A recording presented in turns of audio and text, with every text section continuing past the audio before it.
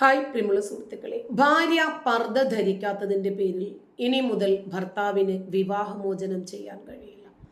പ്രത്യേകിച്ച് മുസ്ലിം പുരുഷനെ സംബന്ധിച്ചിടത്തോളം അവർക്ക് പ്രത്യേകിച്ച് കാരണങ്ങളൊന്നും വേണ്ട. വിത്തൗട്ട് അസൈനിങ് എനി കോസ്, ഒരു കാരണവും വേണ്ട ഒരു മുസ്ലിം പുരുഷന് ഭാര്യയെ ത്വലാഖ് ചൊല്ലാൻ. ഇതുവരെ നിലവിൽ അങ്ങനെയായിരുന്നു. പക്ഷേ ഇപ്പോൾ ഭർത്താവിന് എന്തെങ്കിലും രൂപത്തിൽ ഒരു കാരണങ്ങളും വേണ്ടെന്നാണ് പറഞ്ഞിരിക്കുന്നത്. ഇനി അതല്ല, തെറ്റിദ്ധാരണയുടെ പുറത്തായിരുന്നാലും എങ്ങനെ വേണമെങ്കിലും ഭാര്യയെ ഒഴിവാക്കാം.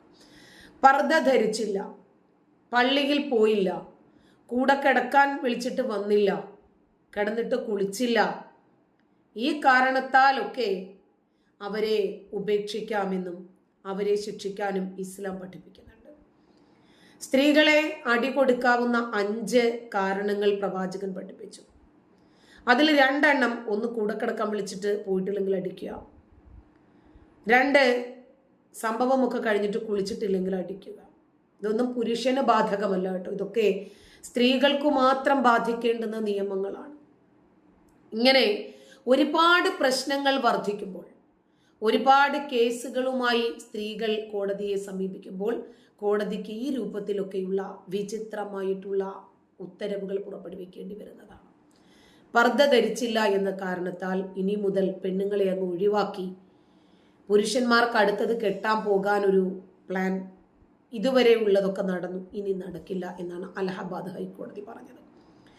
ഭാര്യ പർദ്ദ ധരിക്കാത്തതും വർഷങ്ങളായി അകന്നു നിന്നതും തനിക്ക് മാനസികമായി ബുദ്ധിമുട്ടുണ്ടാക്കി എന്നതും, അതുകൊണ്ട് അക്കാരണത്താൽ താൻ വിവാഹമോചനം നടത്തണം, എനിക്ക് അവരെ ഒഴിവാക്കണം എന്ന ആവശ്യവുമായി ഒരു യുവാവ് കോടതിയെ സമീപിക്കുകയും വാദപ്രതിവാദങ്ങൾ നടക്കുന്നതിനിടയിൽ വാദിയുടെയും പ്രതിയുടെയും എല്ലാ ന്യായീകരണങ്ങളും കേട്ടതിന് ശേഷമാണ് കോടതിക്ക് യുവാവിനോട് ഈ രൂപത്തിൽ ഒരു ഉത്തരവ് പുറപ്പെടുവിക്കേണ്ടി വന്നത്.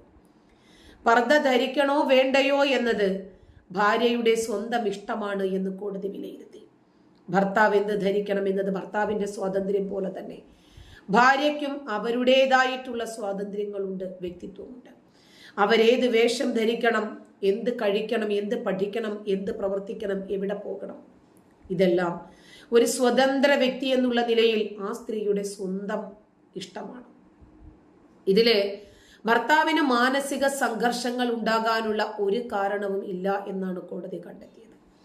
എന്നാൽ വർഷങ്ങളായി അകന്നു നിന്നത് മാനസിക സംഘർഷത്തിന് വഴിയൊരുക്കുമെന്നും കോടതി പറഞ്ഞു. ഭാര്യ മാനസികമായി തന്നോട് ക്രൂരത കാണിച്ചു എന്ന് പറഞ്ഞുകൊണ്ട് വിവാഹമോചനം ആവശ്യപ്പെട്ട യുവാവിന്റെ ഹർജി കോടതി തള്ളി. അതിനെതിരെ നൽകിയ അപ്പീല് പരിഗണിക്കുമ്പോഴായിരുന്നു ബെഞ്ച് ഇക്കാര്യങ്ങൾ വ്യക്തമായും ഇറക്കിയത്. ജസ്റ്റിസുമാരായ സൗമിത്ര ദയാൽ സിംഗ്, ഡൊണാദി രമേശ് എന്നിവരടങ്ങിയ ബെഞ്ചായിരുന്നു അപ്പീല് പരിഗണിച്ചത്. ജസ്റ്റിസ് സിംഗിന്റെ നേതൃത്വത്തിലുള്ള ബെഞ്ച് ഇതിൽ ക്രൂരത ഒന്നും തന്നെ ഇല്ല എന്നും ഭാര്യ സ്വതന്ത്രമായ വ്യക്തിയാണെന്നും ഇച്ഛാശക്തിയുള്ള വ്യക്തിയാണെന്നുമാണ് കണ്ടെത്തിയത്. അവർക്ക് ഇദ്ദേഹത്തോട് മാനസികമായി അടുപ്പമുണ്ടെങ്കിൽ ഒരിക്കലും അവർ അകന്നു നിൽക്കില്ല. ഒരാളെ നിർബന്ധിപ്പിച്ച് അടുപ്പിക്കേണ്ടതില്ല. അവരെ വിശാലമായി ചിന്തിക്കുകയും വ്യക്തിത്വം ഉൾക്കൊള്ളുകയും ചെയ്യുന്ന ഒരു വ്യക്തിയാണ്. അതുകൊണ്ട് അവർക്ക് ഭർത്താവിനെ വേണോ വേണ്ടയോ, എന്ത് വസ്ത്രം ധരിക്കണം, ഏതാണ് എനിക്ക് മനസ്സിനിണങ്ങിയ വസ്ത്രം, ഞാൻ എവിടെ ജീവിക്കണം, ഞാൻ എന്ത് ഭക്ഷണം കഴിക്കണം, ഇതൊക്കെ ഒരു പുരുഷന് മാത്രമല്ല തീരുമാനിക്കാൻ അവകാശവും അധികാരവും സ്വാതന്ത്ര്യവും ഉള്ളത് ഒരു സ്ത്രീക്കും ഉണ്ട് എന്നാണ് കോടതി കണ്ടെത്തിയത്. തന്നെയുമല്ല, ആ സ്ത്രീയുടെ തീരുമാനത്തോടൊപ്പമാണ് ജഡ്ജ് നിന്നത്. ഭാര്യയ്ക്ക് ഇഷ്ടമുള്ളിടത്തേക്ക് യാത്ര ചെയ്യാൻ സാധിക്കും, അവർക്ക് ഇഷ്ടമുള്ള വസ്ത്രം ധരിക്കാനുള്ള അവകാശമുണ്ടെന്നും കോടതി വിധിയിലുണ്ട്.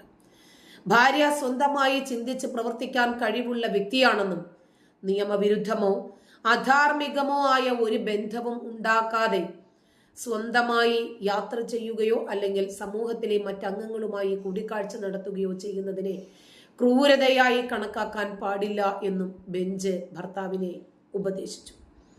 എന്നാൽ ഭാര്യ ഭർത്താവിനെ ഉപേക്ഷിച്ചത് മാനസിക സംഘർഷം ഉണ്ടാക്കുമെന്നും അതിനാൽ വിവാഹമോചനം നൽകാൻ സാധിക്കുമെന്നും കോടതി കണ്ടെത്തി. ഒപ്പം ഭാര്യയ്ക്ക് പരപുരുഷ ബന്ധമുണ്ട് എന്ന ഭർത്താവിന്റെ വാദം തെളിയിക്കാൻ സാധിച്ചില്ല എന്നും കോടതി പറഞ്ഞു. ഭാര്യ ഭർത്താവുമായിട്ടുള്ള സഹവാസം നിരസിക്കുക മാത്രമല്ല അവളുടെ ദാമ്പത്യ അവകാശങ്ങൾ വീണ്ടെടുക്കാൻ ഒരു ശ്രമവും നടത്തിയിട്ടില്ല എന്നും കോടതി നിരീക്ഷിച്ചു. അതുകൊണ്ട് വിവാഹബന്ധം വേർപെടുത്താനുള്ള ഭർത്താവിന്റെ ഹർജി കോടതി ശരിവെച്ചു. പക്ഷേ ഇത്തരത്തിൽ ഒരു വ്യക്തി എന്നുള്ള നിലയിൽ അവരുടെ സ്വാതന്ത്ര്യത്തിന് മേൽ, അവർക്ക് ഇന്ത്യൻ ജനാധിപത്യത്തിന്റെ ഭരണഘടന നൽകുന്ന സ്വാതന്ത്ര്യത്തിന് മേൽ ഒന്നും ചെയ്യാൻ സാധിക്കില്ല എന്നും കോടതി പറഞ്ഞു. ഇത്തരം കാര്യങ്ങൾ നിലനിൽക്കുന്നത് കൊണ്ടാണ് പൊതുവിൽ 4 വിഷയങ്ങളെ സ്പെസിഫൈ ചെയ്യുന്ന ഏകീകൃത സിവിൽ കോഡിനെ നമ്മളൊക്കെ പിന്തുണയ്ക്കുന്നത്. വിവാഹം, വിവാഹമോചനം, പിന്തുടർച്ചാവകാശം, സ്വത്തവകാശം അഥവാ ദത്തെടുക്കൽ, ഇതൊക്കെ ഇതിനകത്ത് വരുന്നു. ഈ വിഷയങ്ങളിലല്ലാതെ ഒരു മതപരമായ കാര്യങ്ങളിലും ഏക സിവിൽ കോഡിന്റെ ഈ ആപ്ലിക്കേഷൻ ഉണ്ടാകുന്നില്ല. ഒരു മനുഷ്യന്റെ വിശ്വാസപരമായോ അനുഷ്ഠാനപരമായോ ആയ ഒരു മതപരമായിട്ടുള്ള വിധി വിലക്കുകളിലും ഏക സിവിൽ കോഡ് ബാധിക്കുന്നതേയില്ല. എന്നിട്ടും ഞങ്ങളുടെ മതനിയമത്തെ ബാധിക്കുന്നു എന്ന് പറഞ്ഞിട്ടാണ് ഇവർ കോടതിയെ അപ്രോച്ച് ചെയ്തിരിക്കുന്നത്. ഏകീകൃത സിവിൽ കോഡ് നടപ്പിലായാൽ എല്ലാ മതങ്ങളിലുമുള്ള ആളുകൾക്ക് പ്രധാനമായും ചില ആനുകൂല്യങ്ങൾ ലഭിക്കും. 18 വയസ്സിൽ താഴെയുള്ള പെൺകുഞ്ഞുങ്ങളെ വിവാഹം കഴിക്കാൻ പറ്റില്ല. ഭാര്യയെ ഇഷ്ടമുള്ള രീതിയിൽ വിവാഹബന്ധം ഉപേക്ഷിച്ച് അങ്ങനെ തൊലാക്ക് ചെയ്യാനൊരു അവസരം ഉണ്ടാകില്ല. ഉപേക്ഷിക്കുന്ന ഭാര്യയ്ക്ക് സ്വയം ജീവിക്കാനുള്ള പ്രാപ്തി ഉണ്ടാകുന്നതുവരെ അവർക്ക് ചിലവിന് കൊടുക്കേണ്ടി വരും ഉപേക്ഷിച്ച ഭർത്താവ്. ഒരേ സമയം ഒന്നിൽ കൂടുതൽ സ്ത്രീകളെ വിവാഹം കഴിക്കാനുള്ള അവസരം നഷ്ടപ്പെടും. ജനിക്കുന്ന കുഞ്ഞുങ്ങൾക്ക് ആണെന്നോ പെണ്ണെന്നോ വ്യത്യാസമില്ലാതെ മാതാപിതാക്കളുടെ സമ്പത്തിൽ ഒരേപോലെ ഭാഗം കിട്ടും. ഒരു മതത്തിന്റെയും വിശ്വാസത്തിൽ യൂണിഫോം സിവിൽ കോഡ് ഇടപെടുന്നതേയില്ല. എല്ലാ കാര്യങ്ങളിലും മുസ്ലിങ്ങൾക്ക് കുറച്ച് കൊമ്പും തുമ്പിക്കൈയും കൂടുതലാണ്. അതുകൊണ്ട് മറ്റൊരു മതങ്ങളെയും പോലെയല്ല ഇസ്ലാം മതം എന്തൊക്കെയോ ഒരു കൊമ്പും തുമ്പിക്കൈയും ഒക്കെയുള്ള കാര്യമാണ്, മതമാണ്. ഞങ്ങളുടെ അനുഷ്ഠാനങ്ങളും വിശ്വാസങ്ങളും ഒക്കെ മറ്റുള്ളവരിൽ നിന്നും എന്തോ വലിയ കൂടിയ ഐറ്റമാണ് എന്ന് കാണിക്കുന്നതിന് വേണ്ടി ഏക സിവിൽ കോഡ് വന്നാൽ, സിവിൽ നിയമങ്ങൾ ഏകീകരിക്കപ്പെട്ടാൽ മുസ്ലിങ്ങളുടെ സക്കാത്തിനെയോ നമസ്കാരത്തെയോ വിശ്വാസത്തെയോ ഹജ്ജിനെയോ നോമ്പിനെയോ ഇതിനെ ഒന്നും ഒരു രൂപത്തിലും ബാധിക്കില്ല എന്ന വിഷയം ഒന്നുകൂടി അടിവരയിട്ട് പറയാൻ ആഗ്രഹിക്കുന്നു.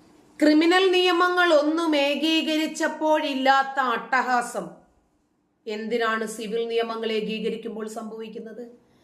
അതായത് കട്ടവന്റെ കൈയെടുക്കുന്ന രീതിയാണ് ശരീഅത്ത് നിയമം. ദുർനടപ്പുകാരെ എറിഞ്ഞു കൊല്ലുന്ന രീതിയാണ് ശരീഅത്ത് നിയമം.